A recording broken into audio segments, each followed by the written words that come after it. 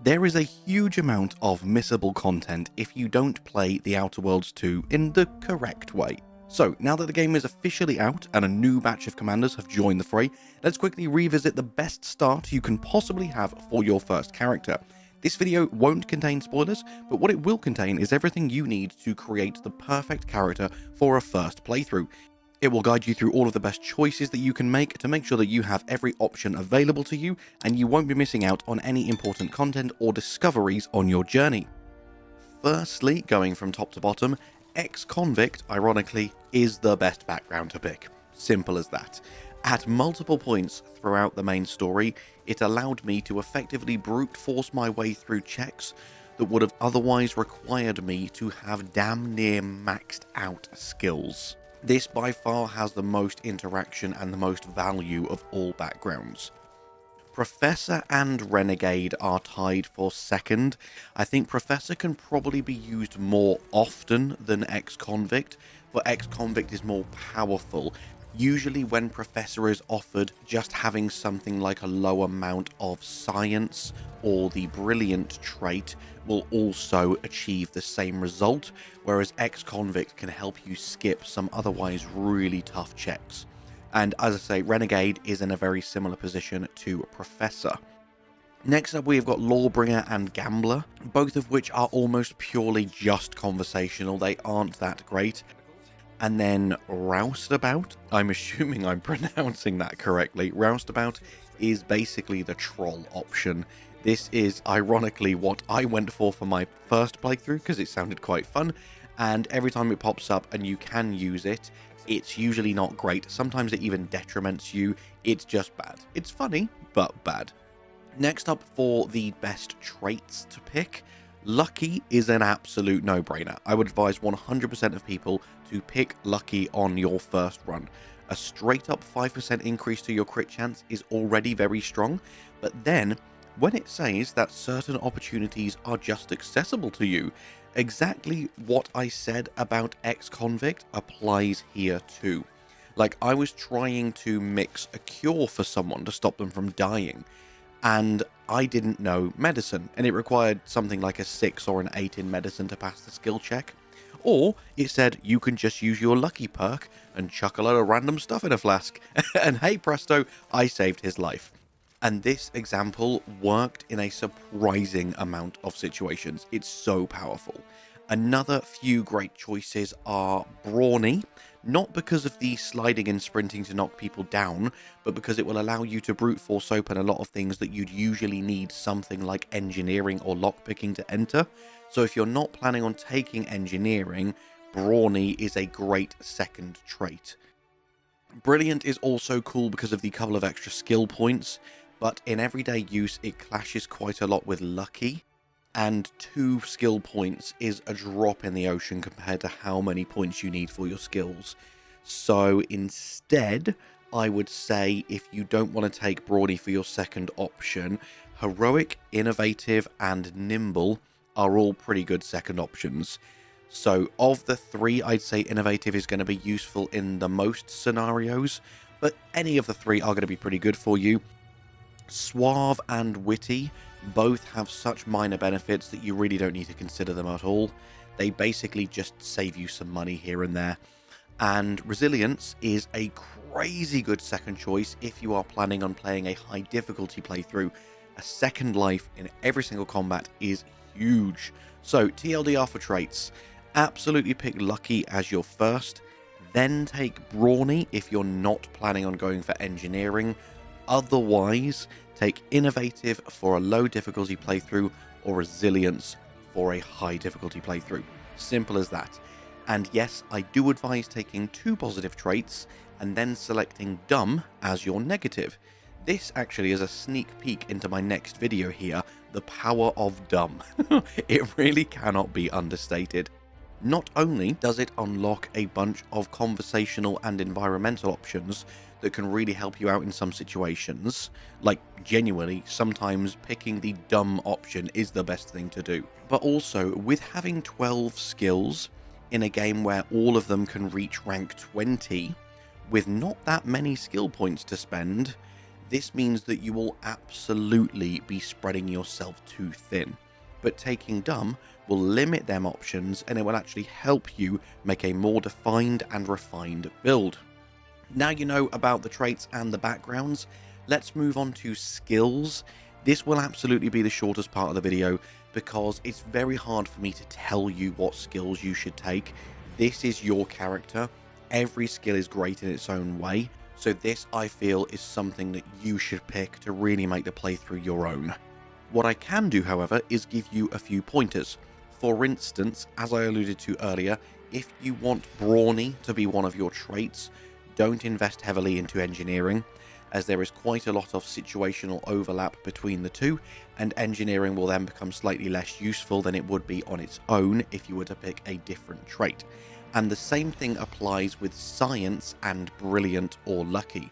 If you have taken Brilliant or Lucky, I would actually advise not going down the route of Science, because there's again quite a lot of overlap with skill checks and choices and dialogue options. And finally, unless you are absolutely set on them, the two skills that I would pretty much always avoid without a shadow of a doubt are Melee and Explosives. Their best perks and the companion that synergizes with them the best, Arza, all don't become very good until right at the end of the game. And by that point, it's just a bit of a waste, because you're spending the rest of the game limiting your fun and your interactions with so many other things, just for a bit of a payoff at the end of the game. You'd be much better off taking something like lockpicking or Science. And on the flip side, if I had to give you a top two that I would pretty much always pick no matter what, firstly, absolutely, it would be Speech. This one unlocks so many doors and has some really powerful perks as well, and lockpicking for quite similar reasons. But apart from that, pick whatever looks the most fun to you.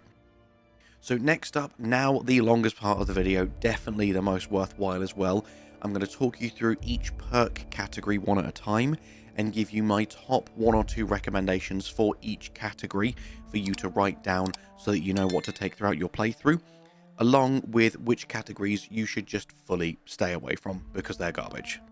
Now, perks will obviously depend on which skills you have chosen, so as I say, I'll give you a top few and a few other tips and recommendations from each category. And firstly, we'll start with the neutral category. The absolute first perk in the game you should take is Trophy Hunter. Being able to stack crit chance is huge, and if you combine this with the lucky trait and then a crit rate helm, which are in abundance, then already, without any other source, you've already got a plus 30% increased crit chance against any strong enemies, so that's both leaders and bosses, all of that at level 2. The other neutral perks I would pick, firstly, if you are going for a particularly evil roleplay playthrough, go for Psychopath and Serial Killer, and if you are, take them as early on as you possibly can, because this will permanently increase your maximum health infinitely. This is absolutely incredible. Or if you are taking the role of a tank for your team, then go with the incredible Bullet Shield and Shrug It Off combo. This is another very, very powerful combo.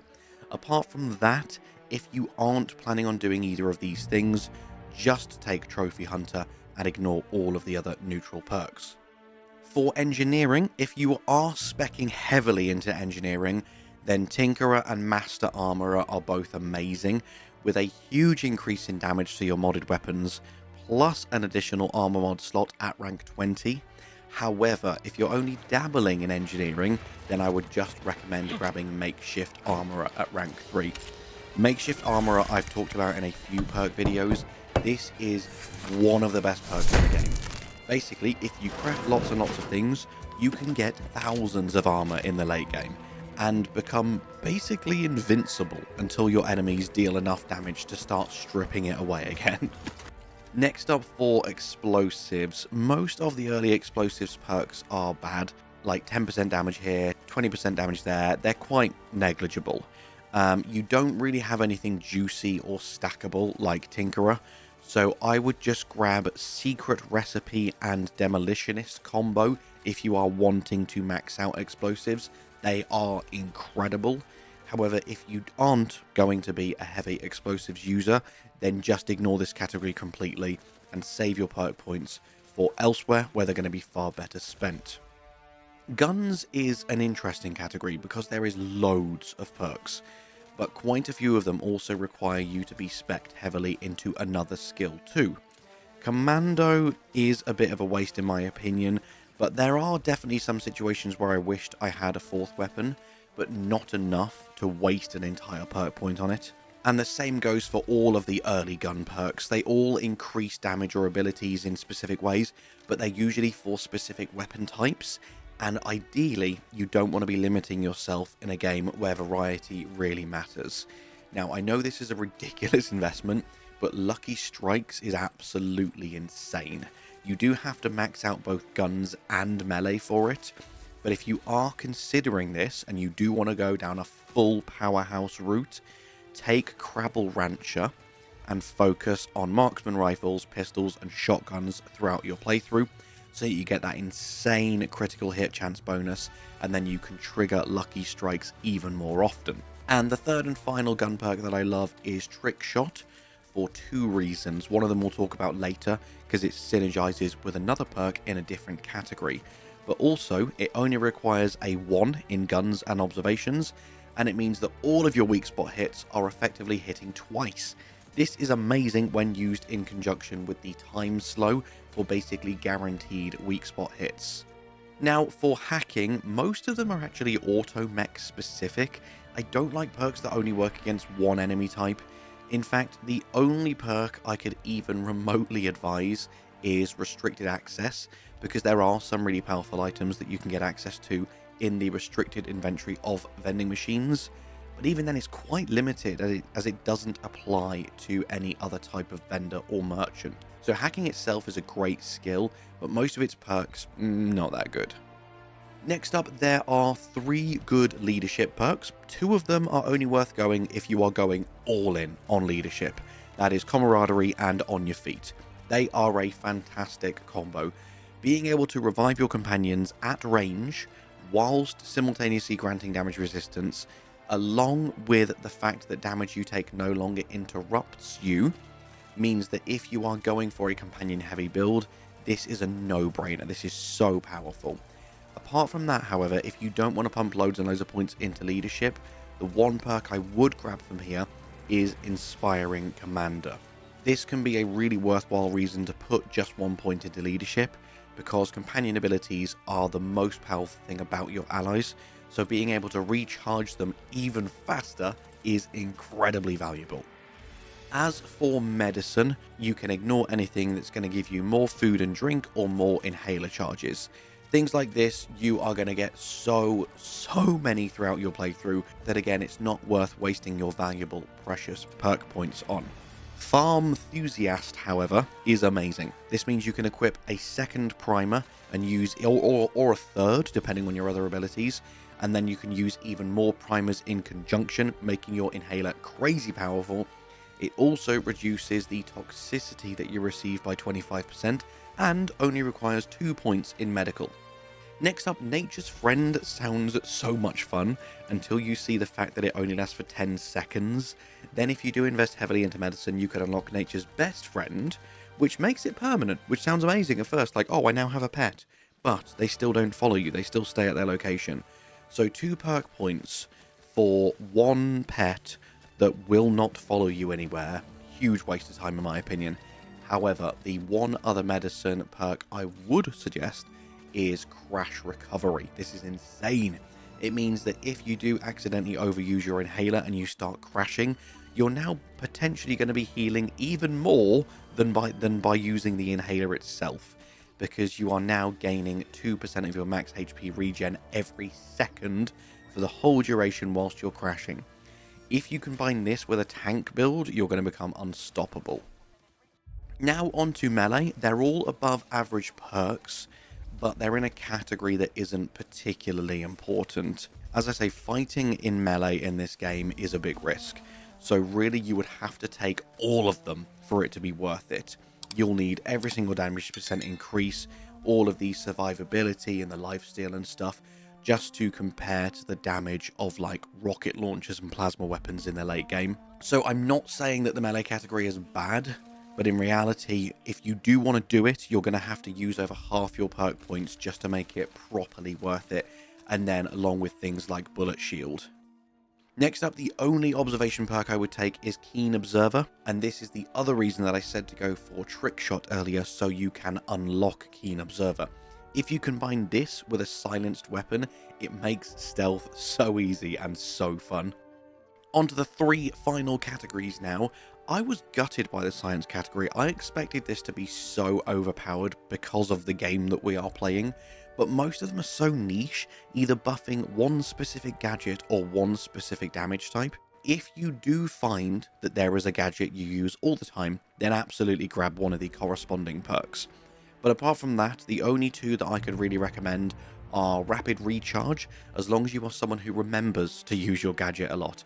I suck at remembering to do this, so this perk is bad for me. But if you remember, this perk is very good for you. And then absolutely Contingency Screen. This is going to give you a free automatic use of your shield if you ever get caught out in combat. That has saved my life on more than one occasion. Now on to Stealth. Every stealth perk, sorry, it's called Sneak in this game, isn't it? Every sneak perk, apart from Assassin, is amazing. It just depends, again, like Melee, how heavily you want to invest into this category. Light Step is goated. Might be the best perk in the game. You just never set off traps again, what the fuck? That is so good. And the rest of them are great, again, if that's your playstyle. If you only want to pick one, and you don't want to go too heavy into Sneak, then Ghost is the one you want. A free camouflage every few minutes will save you from being detected in so many situations where you might have been otherwise spotted. But then, as I say, if you want to invest heavily into it, Light Step is just phenomenal. And finally, for Speech, it's one of the best skills with one of the worst perk sets. It's mostly about getting more for your money and for lying. And I invested heavily into lying and then really regretted it. My Speech is rank 15, and I got every single lying perk, and it never works. Everyone always sees through my lies. There's just no point to it. It sucks. The 2 great Speech perks are Tall Tale Teller, because this will give you a 20% increase to damage, just straight up. This is huge. A fifth more damage from all sources is crazy. And then Space Ranger for the exact same reason, an additional 2.5% damage for every point in Speech, which means if you max Speech out, just with these 2 combined, you have 70% more damage. That is crazy. And that is it, my friends. That's how to make the best character for your first playthrough, just so that you can interact with as much of the game as possible and really enjoy it to its fullest extent. So if you enjoyed, if you learned at least one thing, please consider subscribing to the channel. And for all those that do, thank you so much. And all that's left for me to say is thank you so much for watching. I hope you have an amazing day, and I'll see you in the next one. Bye-bye.